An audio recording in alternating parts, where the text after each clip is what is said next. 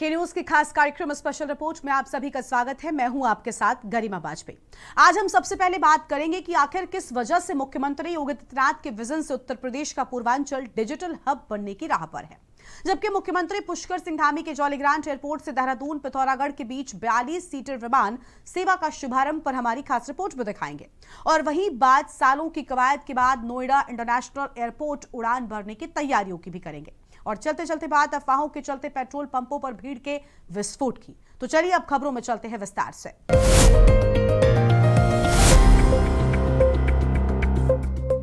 मुख्यमंत्री योगी आदित्यनाथ के विजन से अब उत्तर प्रदेश का पूर्वांचल डिजिटल हब बनने की राह पर है। अपने गोरखपुर दौरे के दौरान सीएम योगी ने करीब 20 करोड़ रुपए की लागत से तैयार अत्याधुनिक आईटी पार्क का लोकार्पण किया। ये सिर्फ एक इमारत नहीं बल्कि हजारों युवाओं के सपनों को नई उड़ान देने वाला केंद्र है। इस विशेष पैकेज में आपको हम दिखाएंगे कि कैसे ये आईटी पार्क बदल देगा पूर्वांचल की तस्वीर। गोरखपुर को मिली डिजिटल उड़ान। गोरखपुर के फर्टिलाइजर कैंपस में बना ये शानदार आईटी पार्क अब शहर की नई पहचान है। 20 करोड़ की लागत, हाई स्पीड कनेक्टिविटी और स्टार्टअप्स के लिए वर्ल्ड क्लास इंफ्रास्ट्रक्चर। मुख्यमंत्री योगी आदित्यनाथ ने खुद इस परिसर का कोना कोना देखा। उन्होंने वहां काम कर रहे युवा प्रोफेशनल से बात की और ये जानने की कोशिश की कि यह पार्क उनके करियर को कैसे नई ऊंचाइयों पर ले जाएगा। आज का दिन गोरखपुर और पूर्वी उत्तर प्रदेश के लिए अत्यंत महत्वपूर्ण दिन है। यहां के युवाओं के सपनों को एक नई उड़ान देने के लिए देश के यशस्वी प्रधानमंत्री नरेंद्र मोदी जी ने जिस सॉफ्ट स्किल को एक नई प्लेटफॉर्म उपलब्ध करवाया है, उस प्लेटफॉर्म की एक महत्वपूर्ण कड़ी है ये सॉफ्टवेयर टेक्नोलॉजी पार्क। क्यों खास है आईटी पार्क? ये पार्क जीरा के सेक्टर 7 में लगभग 3.5 एकड़ में फैला है। इसमें 50 सीटों का plug and play work space है। कोई भी स्टार्टअप या कंपनी बिना किसी शुरुआती इंफ्रास्ट्रक्चर खर्च के तुरंत अपना काम शुरू कर सकती है। इसमें 6000 वर्ग फुट का रॉ और 6000 वर्ग फुट का सेमी फर्निश्ड इंक्यूबेशन स्पेस दिया गया है, जो कि नए स्टार्टअप्स को फलने फूलने में मदद करेगा। High speed internet, plug and play office, incubation centre आदि सुविधाएं। प्रत्यक्ष और अप्रत्यक्ष रूप से हजारों युवाओं को रोजगार का मौका। कुल लागत 20 करोड़। आपको बता दें कि इस मौके पर मुख्यमंत्री योगी आदित्यनाथ ने अपने संबोधन में विकास और रोजगार को लेकर कई महत्वपूर्ण बातें कही। सीएम ने कहा कि अब यूपी के युवाओं को नौकरी के लिए बेंगलुरु, हैदराबाद, नोएडा भागने की जरूरत नहीं होगी। यूपी अब $1 ट्रिलियन की इकोनॉमी बनने की ओर अग्रसर है, जिसमें आईटी सेक्टर का योगदान सबसे अहम होगा। सीएम योगी ने साफ किया कि अपराध मुक्त प्रदेश होने के कारण आज दुनिया भर की कंपनियां यूपी में निवेश के लिए उत्सुक हैं। उन्होंने युवाओं से सॉफ्टवेयर और इनोवेशन के क्षेत्र में नई कीर्तिमान स्थापित करने का आह्वान किया है। ये इस फील्ड की सबसे बड़ी विशेषता है कि स्टार्टअप इस फील्ड में चलाने वाला व्यक्ति और केवल अपना कंप्यूटर लेकर के वहां जाएगा, बाकी उसको जगह की चिंता नहीं करनी है, उसको विद्युत कनेक्शन की चिंता नहीं करनी है, अन्य जन सुविधाओं की चिंता नहीं करनी है। और देश और दुनिया में जहां कहीं भी इस सॉफ्टवेयर की टेक्नोलॉजी आज अपनी धमक दिखा रही है, उसके पीछे यही मॉडल सब जगह सफल हुई है। और जो गोरखपुर में पहली बार यहां पर इस रूप में देखने को मिल रही है कि प्लग एंड प्ले मोड पर हम लोगों को, यहां के युवाओं को अपने स्टार्टअप के लिए एक प्लेटफॉर्म उपलब्ध हुआ है। यह आईटी पार्क उत्तर प्रदेश की उस रणनीति का हिस्सा है जिसके तहत लखनऊ और नोएडा के बाद अब वाराणसी, बरेली और गोरखपुर जैसे टियर 2 शहरों को आईटी हब बनाया जा रहा है। इसका उद्देश्य स्थानीय प्रतिभा का पलायन रोकना, ताकि पूर्वांचल के युवाओं को अपने ही शहर में मल्टीनेशनल कंपनियों जैसा माहौल मिल सके। बता दें कि आईटी पार्क केवल एक शुरुआत है। सरकार की योजना आने वाले समय में प्रदेश के हर मंडल में ऐसे ही हाईटेक हब बनाने की कोशिश है। मुख्यमंत्री योगी आदित्यनाथ का ये दौरा साफ संदेश दे रहा है कि पूर्वांचल अब पिछड़ापन छोड़कर डिजिटल क्रांति का नेतृत्व करने के लिए तैयार है। स्पेशल डेस्क के न्यूज इंडिया। उत्तराखंड के विकास को गुरुवार को नई रफ्तार मिली है। मुख्यमंत्री पुष्कर सिंह धामी ने जौलीग्रांट एयरपोर्ट से देहरादून पिथौरागढ़ के बीच 42 सीटर विमान सेवा का विधिवत शुभारंभ कर दिया है। यह सिर्फ एक हवाई सेवा की शुरुआत नहीं है, बल्कि सीमांत जनपद पिथौरागढ़ और राजधानी देहरादून के बीच की दूरियों को खत्म करने वाला एक ऐतिहासिक कदम है। अब 12 घंटे का लंबा और थका देने वाला सफर महज 50 मिनट में सिमट गया है। मुख्यमंत्री ने इसे डबल इंजन सरकार के विकास विजन का एक बड़ा उदाहरण बताया है। ये रिपोर्ट देखिए। कनेक्टिविटी से सशक्तिकरण तक धामी सरकार का फोकस सबका साथ सबका विकास के तहत दूरस्थ क्षेत्रों को मुख्य धारा से जोड़ना है। सड़क मार्ग से देहरादून से पिथौरागढ़ जाने में 12 से 15 घंटे लगते थे, जो अब मात्र 50 से 60 मिनट में पूरा होगा। उड़ान योजना के तहत किराए को किफायती रखा गया है, ताकि आम नागरिक भी हवाई सेवा का लाभ उठा सके। पिथौरागढ़ को मिनी कश्मीर कहा जाता है, लेकिन दूरी के कारण पर्यटक यहाँ कम पहुँचते थे। आदि कैलाश और ओम पर्वत की यात्रा करने वाले श्रद्धालुओं के लिए ये सेवा वरदान साबित होगी। पिथौरागढ़ एक सीमांत जनपद है, जिसकी सीमाएं चीन और नेपाल से लगती हैं। बेहतर एयर कनेक्टिविटी से सीमावर्ती क्षेत्रों में रसद और आवाजाही सुगम होगी। गंभीर बीमारी या आपात स्थिति में सीमांत क्षेत्र के मरीजों को देहरादून के हायर सेंटर तक पहुंचाना आसान होगा। उत्तराखंड की ऊंची चोटियों और दुर्गम रास्तों के बीच अब विकास के पंख लग चुके हैं। सीएम धामी ने जिस 42 सीटर अलायंस एयर के विमान को हरी झंडी दिखाई, वो पिथौरागढ़ जैसे सीमांत क्षेत्र के लिए किसी वरदान से कम नहीं है। अब तक यहाँ छोटे विमान या हेलीकॉप्टर ही चलते थे, लेकिन अब बड़े विमान की सेवा शुरू होने से आम आदमी के लिए सफर सस्ता और आसान हो जाएगा। ये सेवा अनवरत रूप से चलती है। अभी मैं जैसा सीएमडी अमित जी से भी कह रहा था कि हम लोगों के वर्क कल्चर में माननीय प्रधानमंत्री जी के मार्गदर्शन में प्रेरणा से हमने ये अडॉप्ट किया है कि कोई भी कार्य यदि हमारा शुरू होता है तो फिर वो अनवरत रूप से चलता है, यानी जब तक वह उसका उद्देश्य पूरा नहीं हो जाता है तब तक वो चलता रहे। आज ये बड़ी खुशी की बात है कि 42 सीटर सेवा पिथौरागढ़ देहरादून और देहरादून से पिथौरागढ़ के लिए चल रही है और आज से प्रारंभ होने वाली सेवा ये हमारे लिए बहुत अत्यंत महत्वपूर्ण सेवा है, क्योंकि इसके प्रारंभ होने से पिथौरागढ़ से देहरादून और देहरादून से पिथौरागढ़ ये परस्पर ये शहर एक दूसरे से जुड़ जाएंगे और इसकी जो दूरी है 14 घंटे 15 घंटे का लंबा सफर,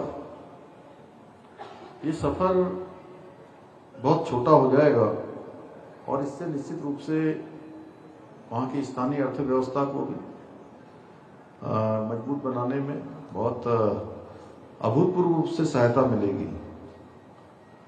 इसके साथ साथ आदरणीय प्रधानमंत्री जी के दूरदर्शी नेतृत्व में आप सबको ध्यान होगा 2014 से पहले देश में जितने भी हवाई अड्डों का निर्माण हुआ है उनकी संख्या आजादी के बाद के 65 वर्षों में बने हवाई अड्डों से दुगनी हो गई है। यानी कि इस कालखंड में पिछले 11 वर्षों में अभूतपूर्व रूप से हवाई अड्डों का निर्माण हुआ है। आज जहां एक और civil aviation infrastructure development fund के माध्यम से छोटे शहरों में हवाई अड्डों के विकास के लिए वित्तीय सहायता दी जा रही है। वक्त हो रहा है एक छोटे से ब्रेक का।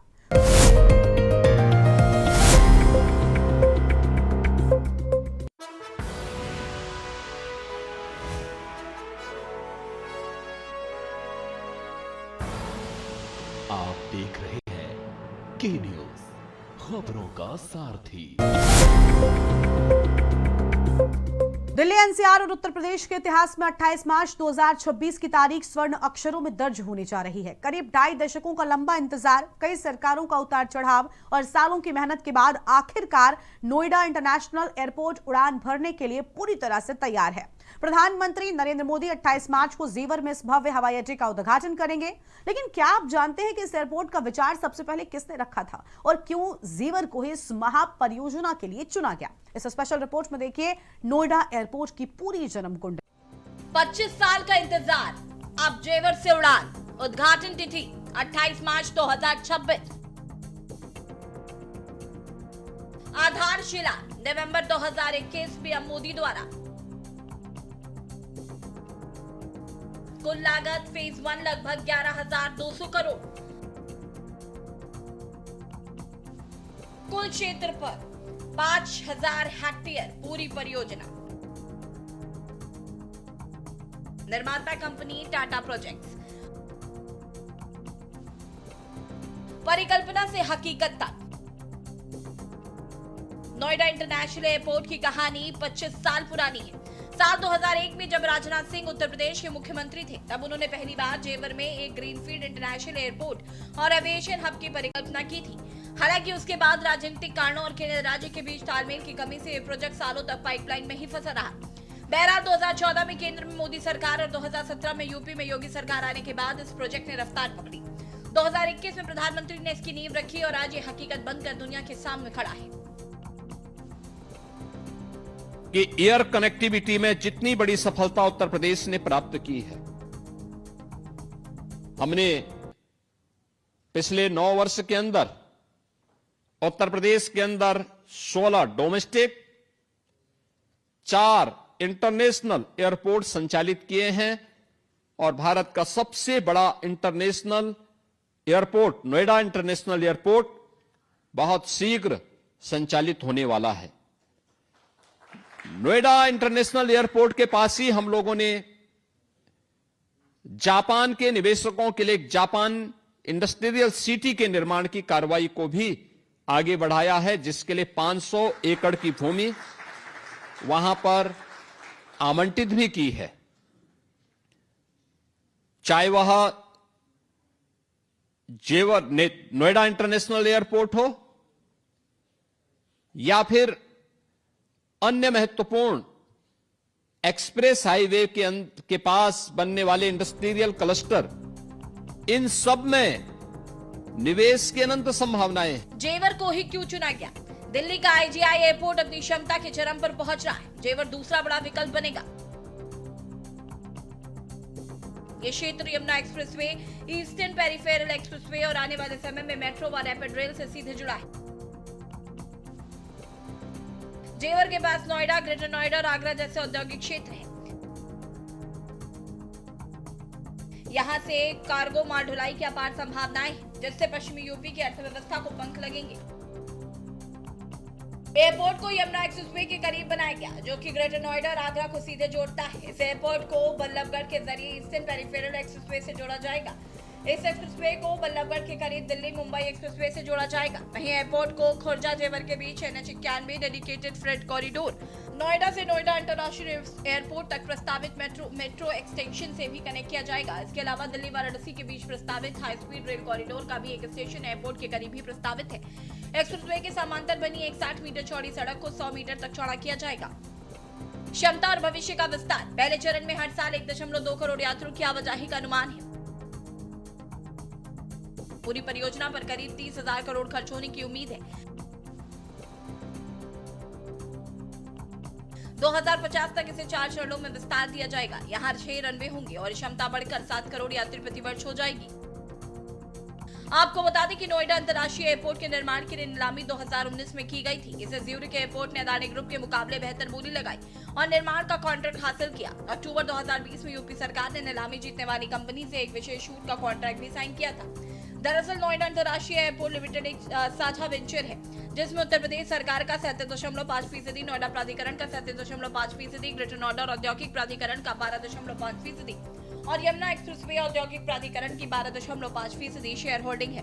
गौरतलब है कि नोएडा अंतर्राष्ट्रीय हवाई अड्डा पश्चिमी उत्तर प्रदेश के अलग अलग जिलों के लिए हवाई सेवा का ट्रांजिट पॉइंट बन सकता है। दरअसल नोएडा ग्रेटर नोएडा के करीब रहने वाली बड़ी जनसंख्या इस एयरपोर्ट का इस्तेमाल करेगी। इसके अलावा पश्चिमी यूपी के जिलों के लोगों को यह एयरपोर्ट अहम साबित होगा। वहीं दिल्ली एयरपोर्ट पर ट्रैफिक और भीड़ के मद्देनजर नोएडा एयरपोर्ट दिल्ली और गुरुग्राम के निवासियों के लिए भी अहम ट्रांजिट पॉइंट बनकर उभर सकता है। नोएडा एयरपोर्ट को पहले फेज में हर वर्ष 1.2 करोड़ यात्रियों की क्षमता वहन करने के हिसाब से तैयार किया गया। पहले फेज के पूरा होने की टाइमलाइन 3 साल रखी गई थी, यानी कि एयरपोर्ट निर्माण का पहला फेज 29 सितंबर 2024 तक पूरा किया जाना था। हालांकि कोरोना महामारी के चलते इसमें कुछ देरी हुई। बहरहाल अब इसका उद्घाटन होने जा रहा है। जेवर एयरपोर्ट के शुरू न केवल उत्तर प्रदेश के 5वां अंतर्राष्ट्रीय हवाई अड्डा मिलेगा, बल्कि ये भारत के एविएशन मैप को हमेशा के लिए बदल देगा। 28 मार्च को जब प्रधानमंत्री यहां से पहला सिग्नल देंगे तो वो केवल एक फ्लाइट की उड़ान नहीं बल्कि नए भारत की नई रफ्तार का प्रतीक होगा। स्पेशल डेस्क के न्यूज इंडिया।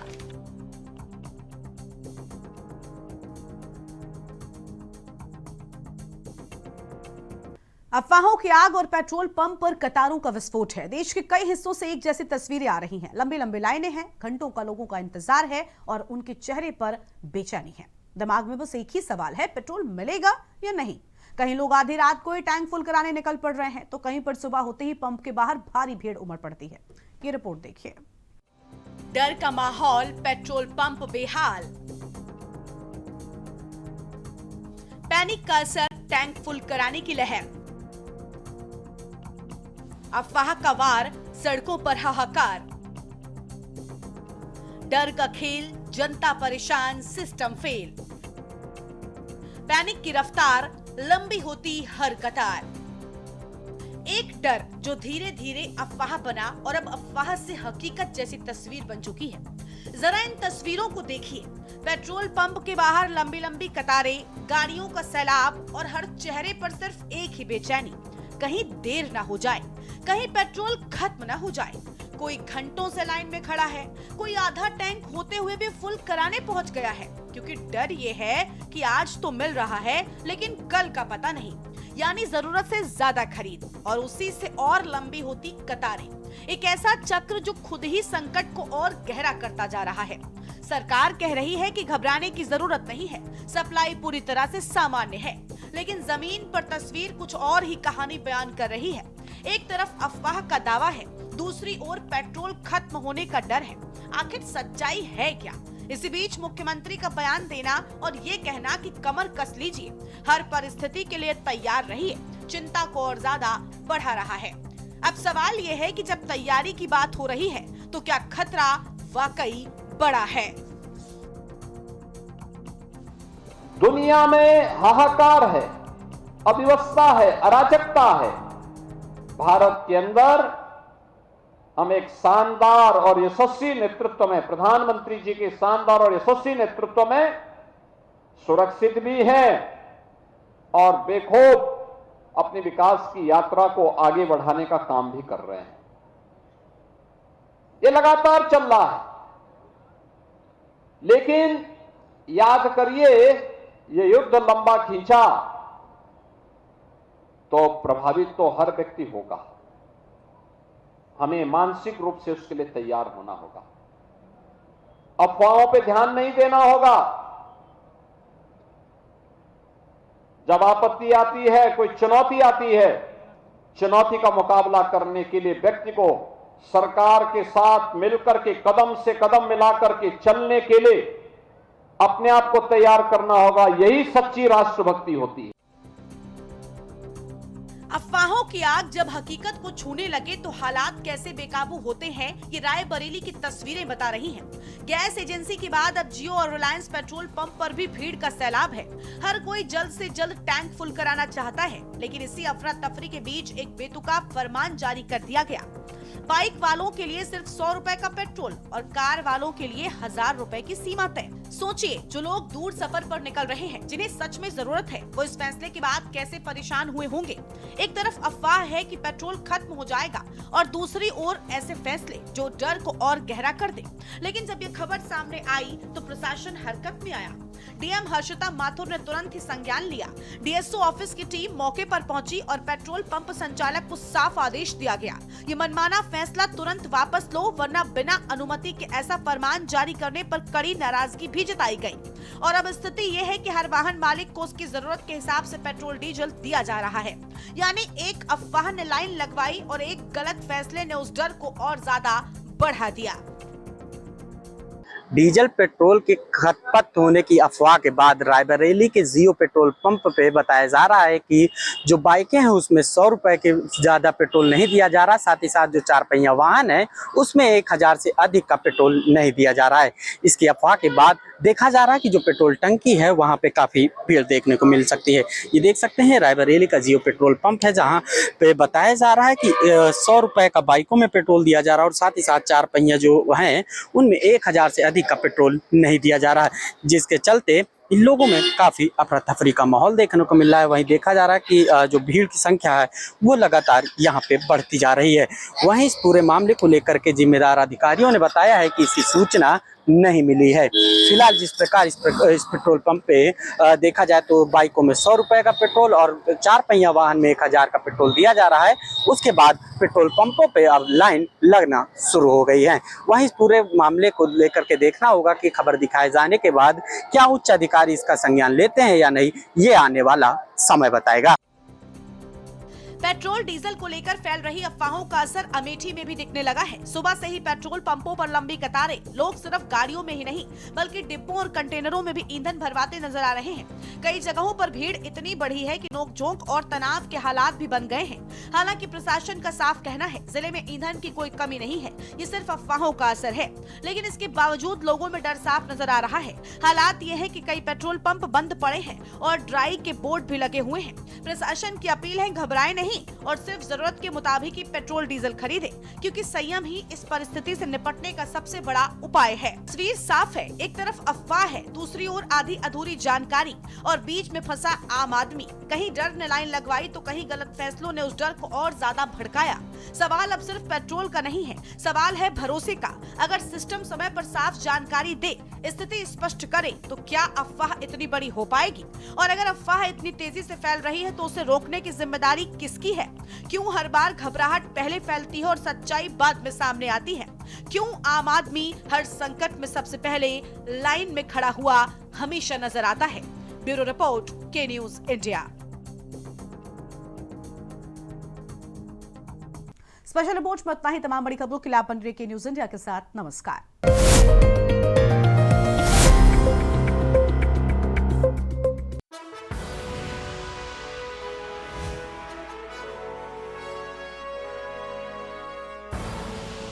आप देख रहे हैं के न्यूज, खबरों का सारथी।